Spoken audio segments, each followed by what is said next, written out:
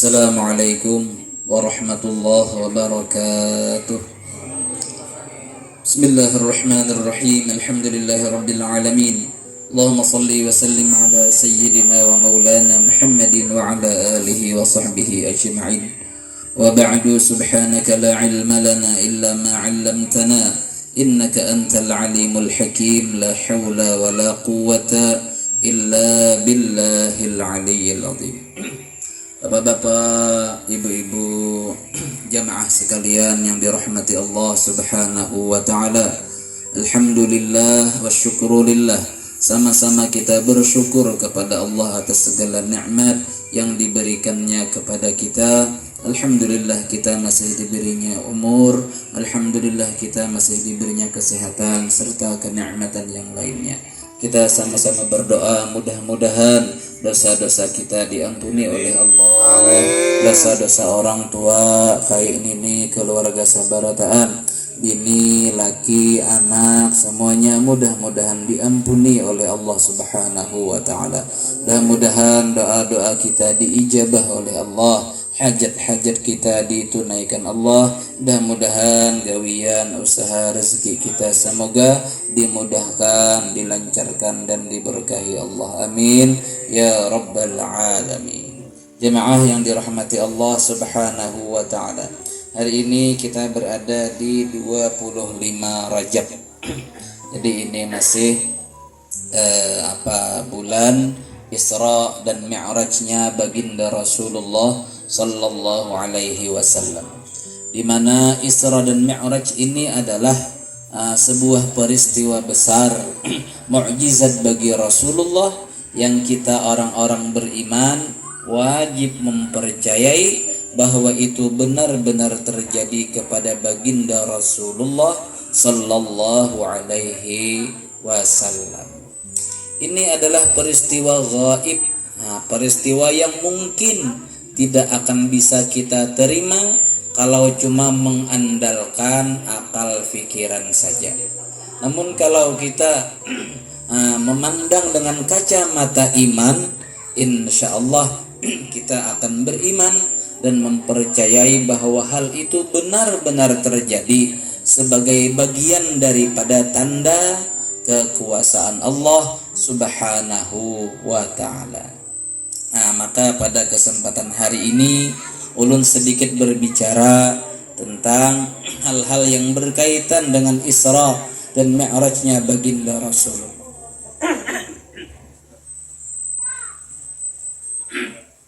Jemaah yang dirahmati Allah Subhanahu wa ta'ala, Isra dan Mi'raj ini terjadi di tahun ke-10 kenabian, di mana pada waktu itu Rasulullah sudah berumur 50 tahun. Tahun ke-10 kenabian ini juga disebut dengan Amul Huzn, yakni artinya tahun kesedihan, tahun duka cita bagi Rasulullah. Kenapa disebut demikian? Karena ada dua orang yang sangat dicintai Rasulullah, dan yang kedua orang ini pun juga sangat mencintai Rasulullah. Nah, keduanya ini meninggal dunia beberapa bulan sebelum Isra dan Mi'raj ini terjadi. Yang pertama yang meninggal adalah Abu Thalib, pamannya Rasulullah. Abu Thalib ini adalah ayah daripada Ali karramallahu wajhah. Sebelum atau mendekati meninggalnya Abu Thalib, pada hari di mana beliau sudah hampir sakaratul maut, berkumpul keluarga beliau. Di sana ada Rasulullah yang hadir. Ternyata ada juga Abu Jahal yang hadir di sana. Maka Rasulullah berbicara kepada Abu Thalib, "Wahai pamanku, bacalah la ilaha illallah. Kalau engkau membaca kalimat suci ini, nanti ini menjadi hujjah bagimu di akhirat nanti ketika bertemu Allah Subhanahu wa ta'ala." Lalu Abu Jahal mendengar itu lantas berkata, "Wahai Abu Thalib," ujar Abu Jahal, "tetaplah berpegang kepada kepercayaan atau agama ayahmu Abdul Muttalib." Kalau bahasa kitanya nih, kada usah mengumpati agama hanyar nang di bawah Muhammad, umpati agama abah kuitan datuk kita bahari aja. Menurut riwayat Abu Thalib tidak ada membaca la ilaha illallah ataupun syahadat kepada Rasulullah. Otomatis secara hukum berarti Abu Thalib meninggal tidak beriman, tidak berislam kepada Rasulullah. Ini adalah pendapat terkuat. Memang ada pendapat yang mengatakan Abu Thalib beriman secara batinnya, hatinya beriman kepada Rasulullah, walaupun mulutnya tidak mengucapkan. Ada sebagian berpendapat seperti ini, para habaib berpegang ke sini. Namun ulama-ulama yang terbanyak mengatakan Abu Thalib tidak beriman semasa hidupnya kepada baginda Rasulullah. Apakah nanti Abu Thalib selamat di akhirat? Itu urusan Allah dan Rasulullah. Kada usah memikirkan itu. Nang perlu dipikirkan adalah kita ini kayaknya di akhirat selamat atau kada. Nah ini nang paling penting. Kalau yang bernama selamat pasti selamat di akhirat. Ya. Di dunia gin pasti selamat ya Allah. Walau di penjara tetap selamat. Untunglah orang nang bangaran selamat. Untung juga nang diisi laki bangaran selamat. Kayak apapun kelakuan selalu selamat. Kepala bener selamat tuh aja. Jamaah yang dirahmati Allah Subhanahu wa taala.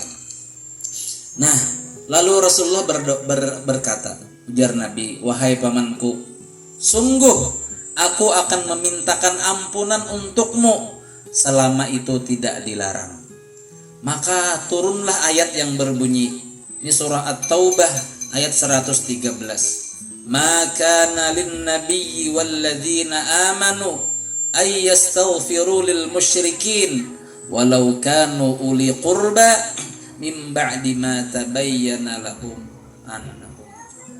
Dan turunlah ayat yang berbunyi tadi, tidaklah patut bagi seorang nabi dan orang-orang yang beriman untuk memintakan ampun bagi orang-orang yang musyrik kepada Allah, tidak beriman kepada Allah, sekalipun mereka adalah keluarga.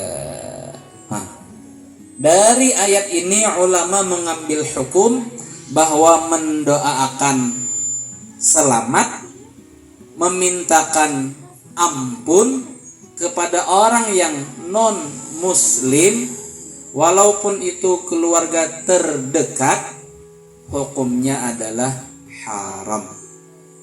Kada boleh hukumnya.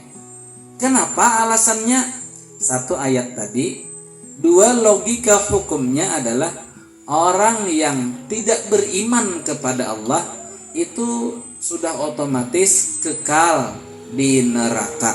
Ini adalah prinsip dalam agama kita. Adapun orang Islam pernah bersyahadat, walaupun kada sembahyang, walaupun kada puasa, walaupun maksiat terus gawiannya, cuma pernah membaca syahadat, mungkin waktu kawin dah lah. Jangan pengolo ada kalau istighfar, astagfirullah. Umpati aku aja pengolo kan. Membaca istighfar pengolo, membaca syahadat pengolo. Nah diiringinya membaca. Itu sekali sudah membaca Islam juga. Artinya KTP itu Islam juga itu nah. KTP Islam berharga kah? Berharga. Walau cuma KTP-nya Islam, walau cuma suah membaca syahadat, kewajiban kada pernah menggawi, tetap di akhirat ada harganya. Yakni pasti keluar jua kaina dari neraka. Ini kelebihannya orang beriman nih. Walau iman setipis kulit bawang sekalipun. Kembali, jadi mendoakan minta ampun, mendoakan selamat untuk orang yang tidak beriman, hukumnya adalah haram.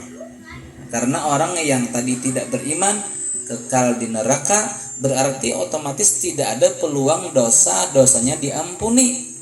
Berarti sudah dijamin tidak selamat. Sekalipun nama sidin selamat. Nah, ini ada ternyata lah selamat yang tidak selamat. Nah. Tapi mendoakan hidayah, mendoakan sehat dibolehkan. Nah, jadi kita inilah misal ada sahabat karib, tetangga baik, atau keluarga dekat ataupun jauh yang belum beriman kepada Allah, boleh mendoakan. Nah, ya Allah beri dia hidayah, beri dia petunjuk, beri dia hidayah iman serta Islam, boleh hukumnya. Ini kesepakatan para ulama. Nah, inilah besarnya harga hidayah. Nah, di sini nikmat hidayah, nikmat diberi iman itu adalah besar luar biasa. Ini adalah harta kekayaan kita yang tiada terhingga ini. Nang kaya apakah kehidupan kita? Iman ada di dada, alhamdulillah. Abu Thalib paman dari Rasulullah, utusan Allah, kada diberi iman. Siapa lagi paman Nabi nang kada diberi iman, bahkan selalu memusuhi? Abu Lahab. Abu Lahab itu dangsanak dari abahnya Rasulullah. Abu Lahab bin Abdul Muttalib. Abdullah ayah Rasulullah bin Abdul Muttalib pun jua kada beriman. Kalau contoh anak seorang nabi yang kada beriman adalah anak dari Nabi Nuh yang bernama Kan'an. Mati kada beriman. Memang benar ternyata Allah berfirman, innaka la tahdi man ahbabta walakinallaha yahdi man yasha. Ujar Allah, wahai Muhammad, engkau tidak akan bisa memberikan hidayah kepada orang yang engkau cintai sekalipun. Nang bisa memberi hidayah hanya aku, ujar Allah. Siapa nang ku kehendaki, itu nang ku beri hidayah. Siapa yang tidak ku kehendaki, tidak ku beri hidayah. Nah, kita ini alhamdulillah termasuk orang yang Allah beri hidayah, alhamdulillah. Mudah-mudahan hidayah ini selalu terjaga sampai akhir hayat kita. Amin ya rabbal alamin. Karena di masa-masa kita sekarang ini, yang namanya hidayah iman itu kadang-kadang bisa melayang dengan begitu mudahnya. Cuma karena sakotak mie ya kalau, atau kawin lawan orang sebelah. Padahal kawin sebelah tuh kada nyaman ya kalau, nyaman seikungan juga ya lah.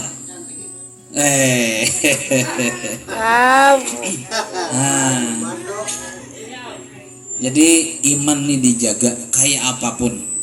Kalau hendak di akhirat selamat. Andai memang takdir mesti harus masuk juga dahulu ke neraka nih, mudahan jangan bang lah. Andai harus masuk juga dahulu karena banyak dosa, cuma karena ada iman, mati itu membawa iman aja, walaupun dosa banyak juga dibawa, tetap kaina bakal selamat, keluar juga tuh kaina dari neraka. Ini kelebihannya orang nang beriman. Jamaah yang dirahmati Allah Subhanahu wa taala. Maka di dalam peristiwa Isra dan Mi'raj itu banyak hal yang dilihat oleh Rasulullah. Di antara hal-hal yang Nabi lihat adalah, ini kita mengulang-ulang nih lah, mungkin apa-apa yang pernah disampaikan, yang pian dengar daripada para penceramah dan guru-guru. Mengambil berkah nih. Thumma ata ala qaumin turdakhu ru'usuhum kullama rudikhat 'adat kama kanat wa la yafturu anhum min dzalika syai'un. Nabi dalam perjalanan itu melihat orang yang menghangkupakan kepalanya ke batu yang besar. Di riwayat lain kepalanya dipukul. Di sini inya seorang membenturkan kepalanya ke batu besar. Apa yang terjadi? Pecah kepalanya. Berhamburan otaknya, sakit luar biasa. Setelah itu kepalanya kembali seperti sedia kala, baik pulang. Imbah baik wagas sarabaan, dihangkupakannya pulang, pecah pulang. Baik pulang, dihangkupakannya pulang, pecah pulang. Baik lagi, begitu seterusnya. Nah, ini peristiwa aneh ya kalau. Lalu Rasulullah bertanya kepada Jibril, "Ya Jibril, man haula?" Siapa mereka itu? Kenapa itu tuh? Qala Jibril menjawab, "Haula illadzina tatathaqalu ru'usuhum 'anis salatil maktubah." Itulah kata Jibril, orang yang malas melaksanakan sholat 5 waktu, karena di akhirat disiksa seperti yang demikian. Ayo, kita kayak apapun kesibukannya, apapun keadaan kita, sholat jangan sampai ditinggalakan. Lebih baik memaksakan diri masuk surga daripada sukarela masuk neraka. Bujur aja kah? Kan kita nih berat sembahyang ya kalau kulirnya ada, apalagi awak lagi lapah, mata mengantuk, udah makan bakso 2 mangkok misalnya kan, mengantuk mata.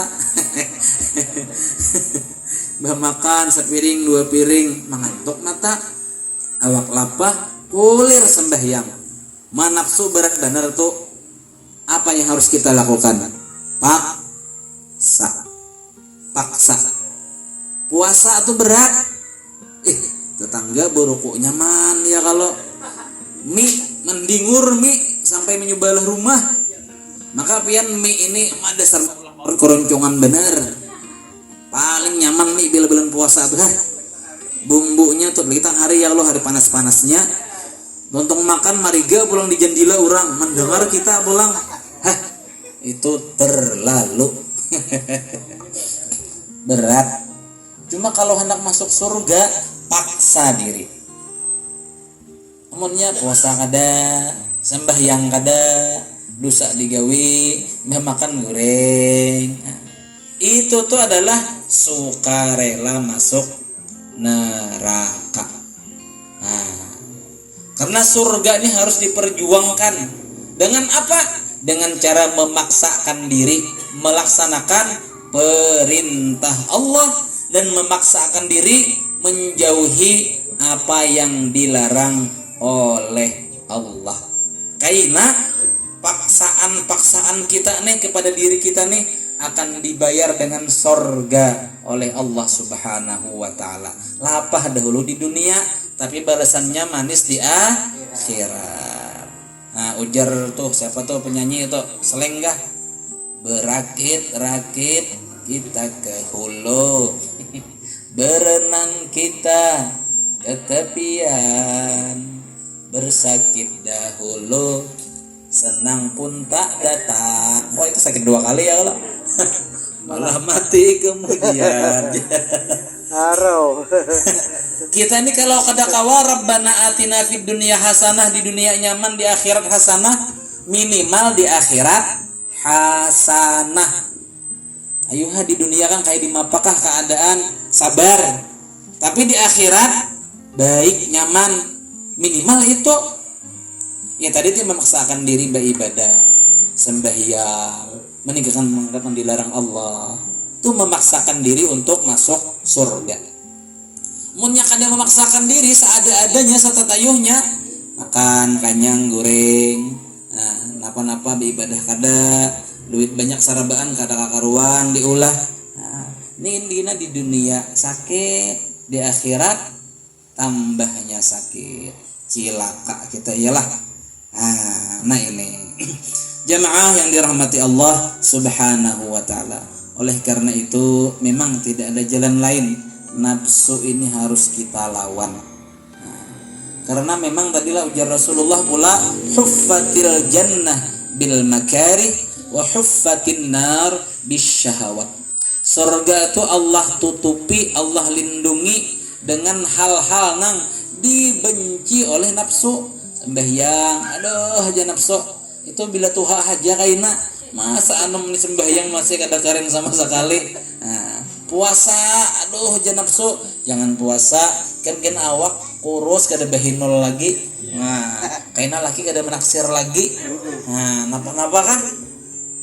Hal-hal nang kada dikatujui, basidakah jangan aja nafsu, kan kada dikumpulan kawa geus nukar nang apa kah kaina. Biasa nukar tas kah pulang, nukar baju kah pulang, biasa berjalanan kah kemana kah, bejakat sarabaan.